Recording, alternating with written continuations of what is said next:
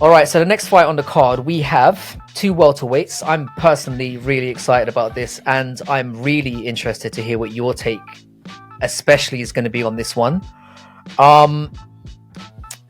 We've got Michael Venom Page versus Kevin Holland, and what a great fight this potentially could be. And I've been waiting for a long time to see what Page could maybe do in the UFC. Now, a lot of the criticisms directed at this guy is how many cans he's fought in his career, and that is a concern. But I actually think he's going to beat Kevin Holland on Saturday night. Now, the concern for me on Holland's side is he seems to win fights, where he can kind of use his range very well. He's very, very long for a welterweight, but he's going to be fighting somebody who's equally as rangy.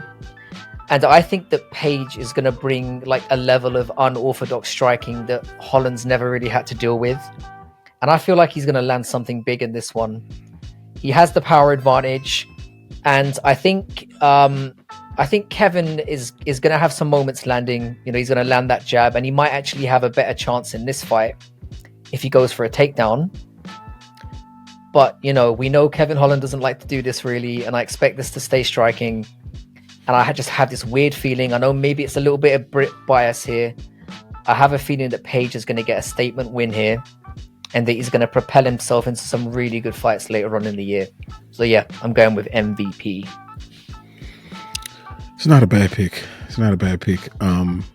And this is another one of those situations on the card where I really didn't know which way to go, and I really had to really search within myself to figure this out.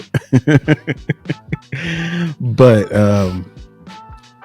I think that this fight will be won based on what Kevin Holland decides. If Kevin decides that he wants to be in a fun fight, then this fight will look very, very similar to the Stephen Wonderboy Thompson fight, because MVP, for all his flashiness, for everything that he does, he fights very much like Stephen Wonderboy Thompson. He has the same, very similar stance. His hands are in a very similar place. And those things gave Kevin problems. And in the Wonderboy Thompson fight, he chose to keep it standing. And sure, that parlayed into some nice commercials and a very exciting fight for the fans. But it also turned out to be a loss where he broke his hand. So does he want to do that again? Or is moving up the rankings actually interesting to him? Because if it is, then he'll use some of his grappling. And a lot of people don't know it, but he is actually very good on the ground. He's not very good at wrestling, but he's very good once the fight gets to the ground. So me thinking that I am in the head of what Kevin Holland is going to do, he's going to fight a very exciting fight, and MVP is going to take advantage of this, and he's going to piece him up, and it's probably going to be that jab coming from down by his legs is going to be the main culprit in causing this fight to swing towards MVP.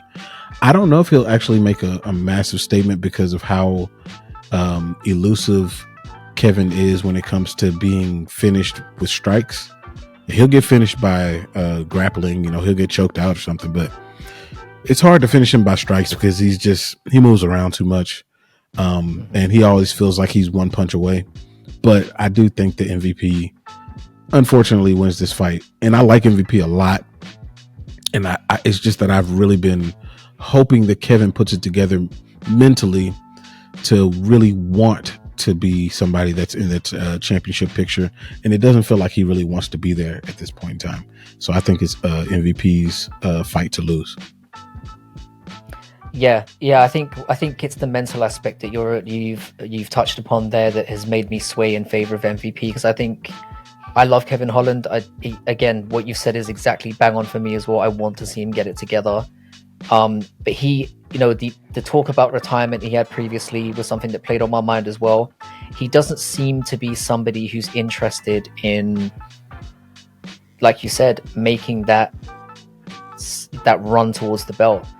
You know, he's making a lot of money, and I think his legacy is more, or what he sees his legacy as, is more being defined as, I want to have those fun fights. And I think if he goes into this fight with MVP and he does go grappling heavy, and he does use that ground game where he does a very nasty, I mean, how many TKOs have you seen on the ground by punches? Never really happens. He's got that in his locker. No.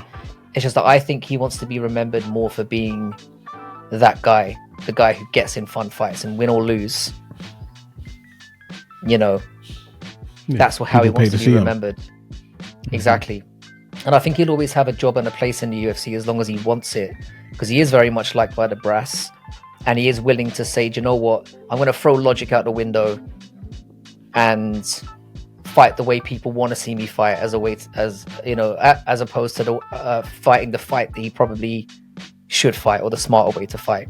And I think if you do that with somebody like MVP, that's why I feel like when I say MVP is going to win like make a statement win, it could just be by winning the fight, because I think a lot of people are picking Holland here.